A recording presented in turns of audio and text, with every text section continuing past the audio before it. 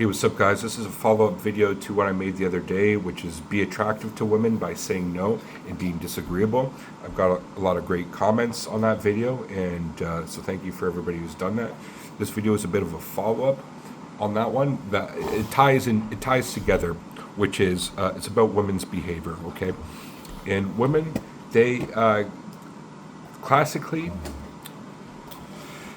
exhibit this type of behavior, which is called the bitch test, best known as. Okay, so what is a bitch test?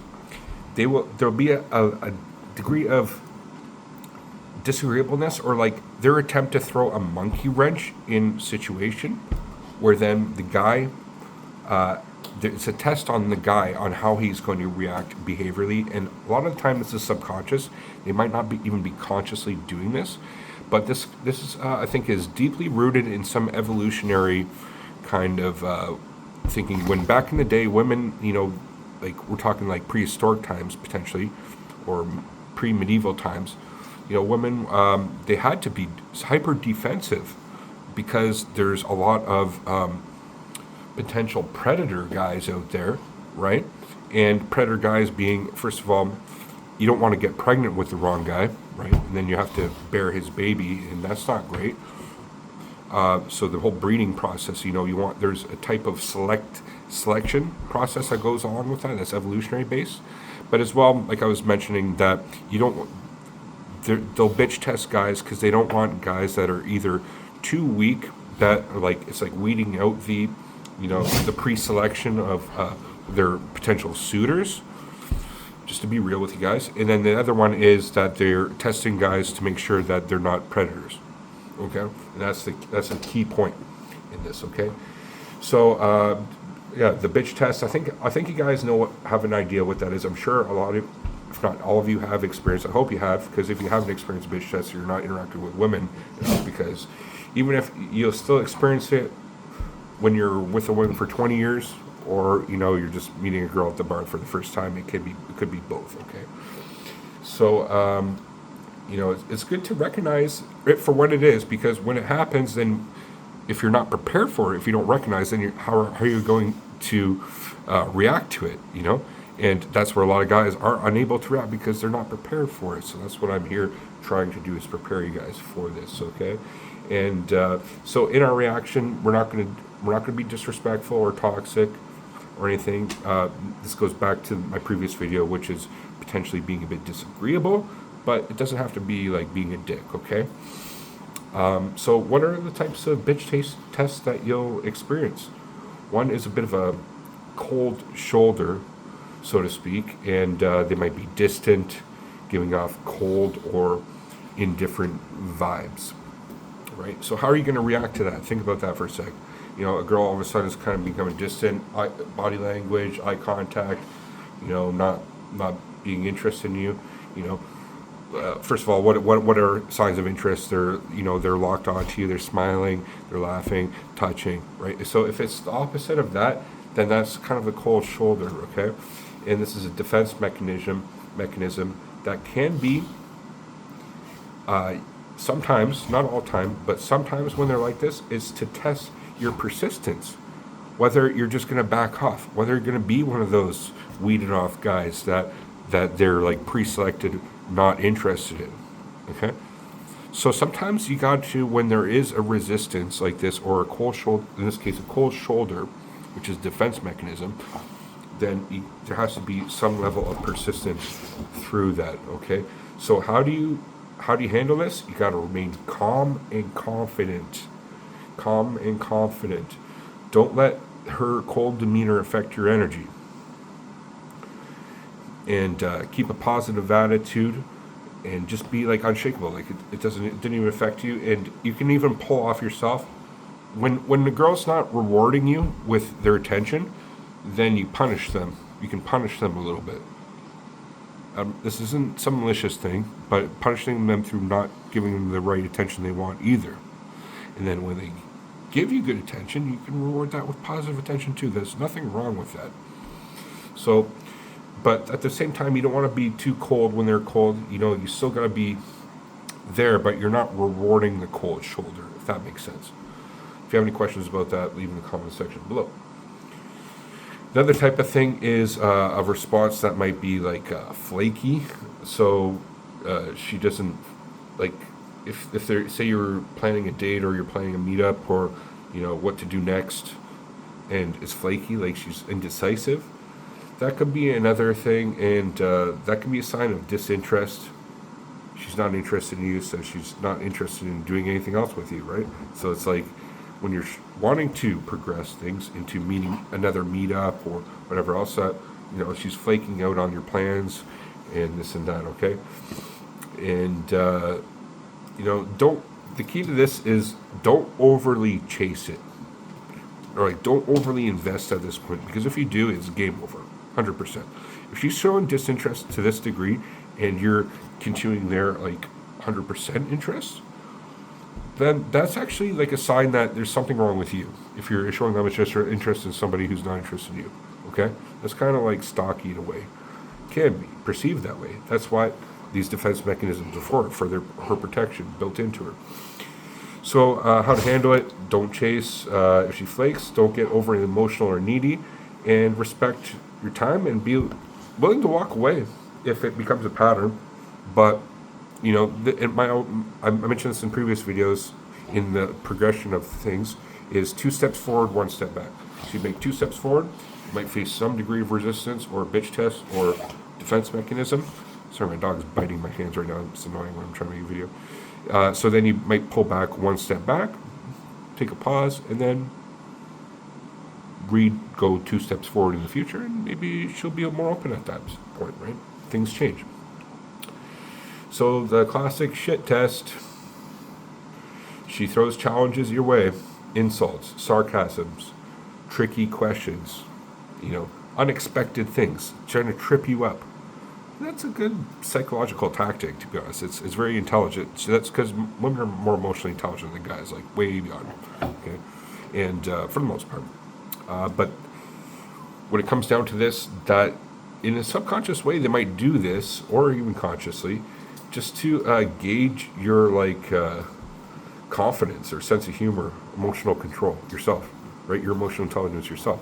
Because if they do this and you joke at them or you challenge them back, or just like my last video, you can say no, or like in a joking way, or like being disagreeable a bit yourself, and show that you're confident while you're doing so, but calm, not a dick, then at first she might be a bit defensive to that, but then she might be like, curiosity, interest, seduction.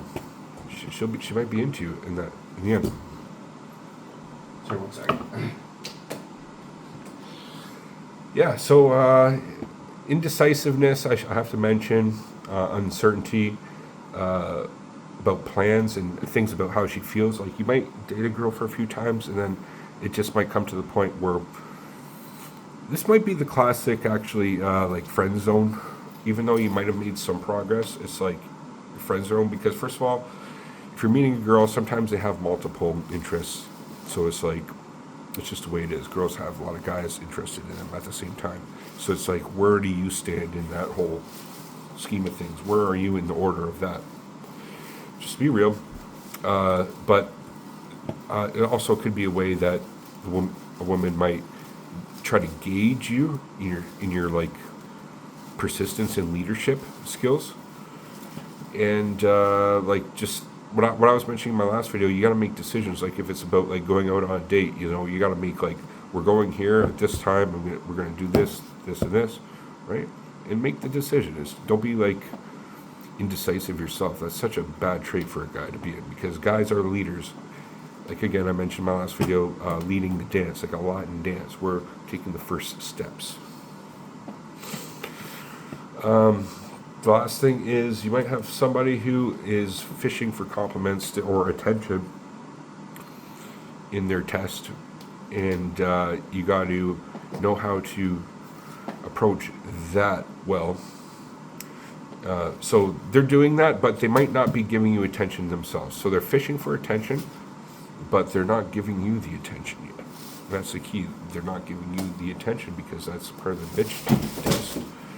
And you gotta be careful with girls like this, because they might be a bit narcissistic or used to a lot of attention. from guys. But these are the ones where you can actually play this game I'm trying to tell you, a strategy in your favor against ones like this, specifically hot women who, I don't know if you guys know, they get a lot of attention. Hot women get attention all the time. There are guys driving down the street, like, yelling out the window at them and things all the time. Like, it's to the point where they're almost like sick of it, and they're sick of negative guys of attention. So why don't you be that guy that gives them the good attention? But in doing so, it's about, obviously you want to compliment, but not doing overly, like, there's the time and the place to give a compliment. Okay, if you're overly showering them with, how beautiful they are, or like, compliments on things, or being too agreeable, that's what it comes down to. Then it's like you're eating too much honey. You're gonna get sick of it. You're gonna feel sick to your stomach if you eat a fucking jar of honey. It's too sweet.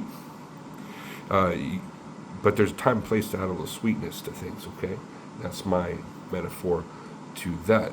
So don't let her always dictate the conversation, or like the thread of the conversation.